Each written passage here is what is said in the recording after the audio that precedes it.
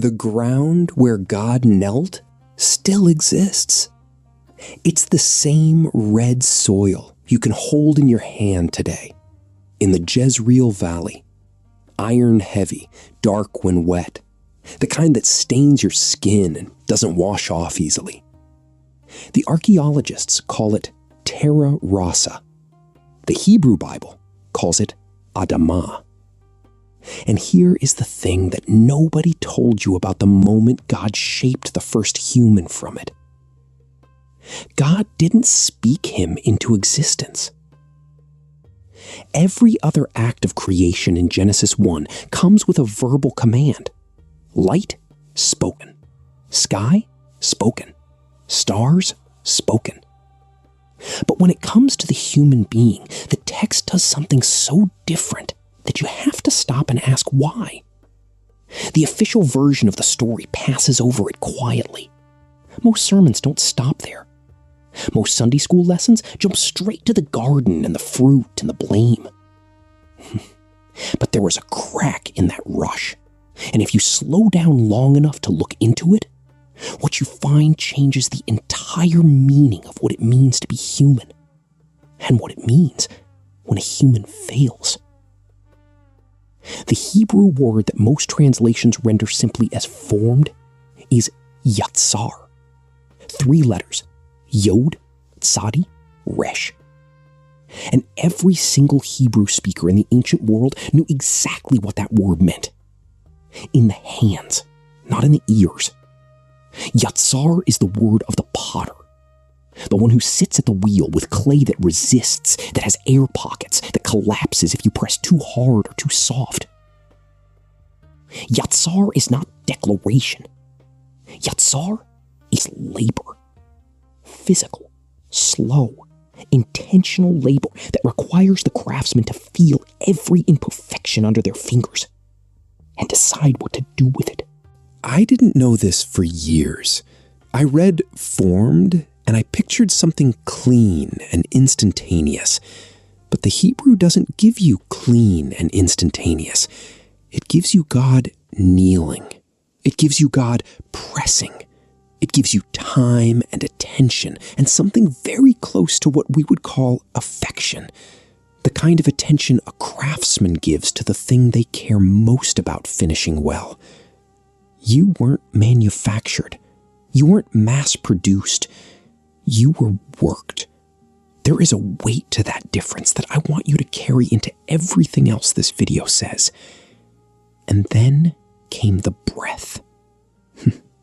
Nishmat Hayim. 2 words, and the second one is the one that English swallows whole. Hayim. Lives. Plural. Not life singular. Lives.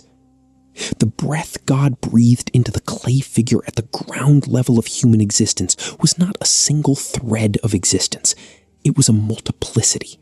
A bundle of possible lives, possible directions, possible versions of a self that had not yet been lived. And the man became Nefesh Hayah, a living soul. Not a body that contains a soul somewhere inside it like a pilot in a cockpit. In Hebrew anthropology, the human being does not have a soul the way you have a wallet or a kidney. The human being is a soul. The whole thing, body and breath together, integrated and indivisible, is the nefesh. This matters today in a way that is not abstract at all. When you are depressed, when you feel fragmented, when you feel like part of you is missing and part of you is just dragging the rest along, the Hebrew diagnosis is not that your soul is malfunctioning inside a body. The Hebrew diagnosis is that the nefesh, the whole integrated being, is under pressure. The treatment is not spiritual versus physical. It never was. Because in the original text, those 2 categories were never separated. But I need to get to the part that most teachers skip entirely, because this is where the fall actually makes sense for the first time. The man was placed in a garden. The Hebrew word for placed is yanuach, from the root nuach, to rest, to set down with intention, like placing something in exactly the right location for a specific purpose. This was not a vacation. This was a placement, an assignment. And then comes the most overlooked sentence in the entire Eden narrative. Genesis 2, verse 15. To tend it and to keep it. Two verbs, avad and shamar. And if you have ever read those words as simply gardening instructions, I need you to hear this very carefully. Avad means to serve, to labor in the sense of sacred service. It is the same verb used throughout the Torah to describe the work of the Levitical priests in the tabernacle. And shamar means to guard, to watch, to maintain a boundary against intrusion. It is the same verb used for the cherubim, who are later placed at the entrance of the garden after the fall, with a flaming sword, doing exactly what Adam was supposed to do while he was still inside. The garden was a temple. Adam was not a tourist. Adam was not a gardener in any modern sense of that word. Adam was the priest of the first sanctuary, with a dual function that matched the Levitical pattern exactly. Serve the presence, guard the threshold. And now, with that framework in place, go back to Genesis 3, verse 6. She took the fruit and she ate, and she gave also to her husband who was with her, and he ate. With her. The Hebrew is imo. He was there, present, standing beside the most significant moment in human history, holding the full weight of his priestly assignment in his hands, knowing the one command that had been given, knowing his function, knowing the threat that the shamar obligation implied. And he said nothing. The silence of Adam is not a footnote. It is the catastrophe. Not the fruit, not the appetite, not even the conversation with the serpent. The catastrophe is the priest who goes mute at the altar. Every tradition that has grappled seriously with the Genesis narrative comes back to this moment eventually. The Book of Jubilees, chapter 3, written in the 2nd century before the Common Era and preserved at Qumran among the Dead Sea Scrolls, understands the first human couple not as naive children, but as responsible custodians, whose failure was a failure of guardianship. The Qumran community, those same scribes who preserved what would become our oldest biblical manuscripts, read the Eden story through the lens of priestly duty and priestly failure. They knew what avad and shamar meant. They read those words against the whole tapestry of temple vocabulary, and they understood what had been abandoned. Josephus, writing in the 1st century for a Roman audience who had no framework for Hebrew priestly theology, still pauses in his Antiquities of the Jews at the moment of Adam's silence, and notes that the man failed to exercise the authority he had been given. Even stripped of the lexical detail, even written for outsiders, the catastrophe of the silence survived in transmission. The Nachash arrived, shining, copper bright, the kind of creature that catches the light and holds the gaze. The Hebrew root of Nachash carries both the image of bronze shimmer and the act of divination, something that lures the eye away from where it should be fixed. And it didn't declare. It asked a question. Or rather, it rephrased a truth with one surgical removal. Did God really say, "You shall not eat of any tree of the garden"? The actual command was specific and bounded. The Nachash made it sound total and oppressive. That is the mechanism. Not outright fabrication. Distortion of proportion. The half-truth that uses the structure of reality to smuggle in the lie. And the man who had been shaped by divine hands, who carried plural lives in his breath, who had been stationed as priest guardian of the first sanctuary, he let it through, What comes after is a kind of cascade that the text describes with brutal economy. The eyes opened to shame where there had been none.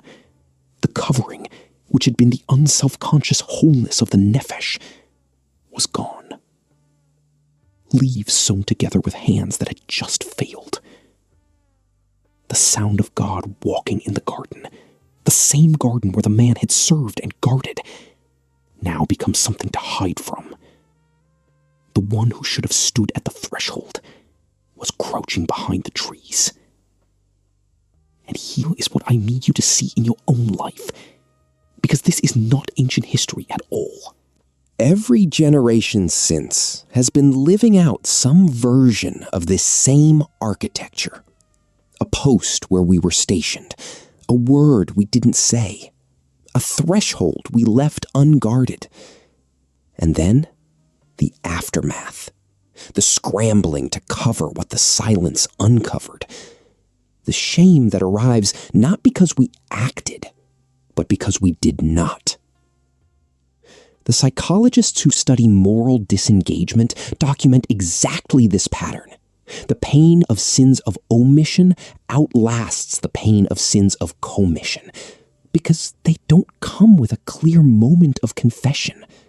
There is no action to name. There is only the silence you can't quite articulate. But here is the fracture in the darkness that most readings miss entirely. Inside the sentence of judgment, before the dust is even mentioned, before the thorns and the pain and the exile, something extraordinary happens in Genesis 3 verse 15. God is speaking to the Nahash. The conversation is over. The verdict is being delivered.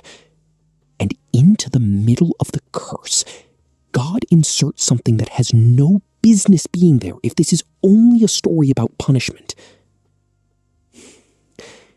I will put enmity between you and the woman, and between your offspring and her offspring. He shall bruise your head, and you shall bruise his heel. The Hebrew word is zerah, seed, singular, and it is attached not to a man, not to a lineage, not to a nation, to the woman. Scholars have been circling this verse for centuries and calling it the proto-evangelium, the first gospel, the first announcement of restoration. And what is extraordinary is not just the promise. It is the location of the promise. It is not in a mountain vision to Abraham. It is not in the prophetic literature. It is not in a psalm of ascent. It is embedded inside the judgment, inside the curse, spoken to the serpent while the humans are standing in the rubble of everything they just destroyed. Paul sees this. In Galatians 3, verse 16, he does something that looks almost aggressive in its specificity. He writes that the promises were spoken to Abraham and to his seed, not seeds, plural, but seed, singular, which is Christ. Paul is not being clever with grammar for rhetorical effect. He is standing in a tradition that goes all the way back to Genesis 3:15 and recognizing the thread. One seed, one woman, one crushing blow to the head of the shining one that had slipped past the guardian. The priest who stayed silent at the threshold was not the end of the story. He was the beginning of the need for a different priest, one who would not go silent, one who would stand at the threshold and not step aside, one whose heel would take the blow, and whose strike would be fatal. I want to ask you something before we close, and I genuinely want to know your answer in the comments, because this is not a rhetorical device. I actually read them. Where is your garden? What is the threshold you have been assigned to guard? Not metaphorically, specifically. The relationship, the conversation you have been avoiding, the truth you have been not saying. What is the moment where you have been standing silent and calling it patience? Because the Hebrew text does not give Adam credit for being quiet. It identifies the silence as the catastrophe. And the same text that names the catastrophe buries the remedy inside it. A singular seed, an enemy of the enemy, a heel that absorbs the strike so the head can be crushed. That architecture is still operating. The priest who fails is not the final word. There is one who doesn't. If this opened something for you, I want to go deeper in the next video into the word nephesh itself, because there is a dimension of what it means to be a living soul that has direct implications for how you read every healing story in the Gospels, and it is not what you were told. Make sure you are subscribed so you don't miss that one.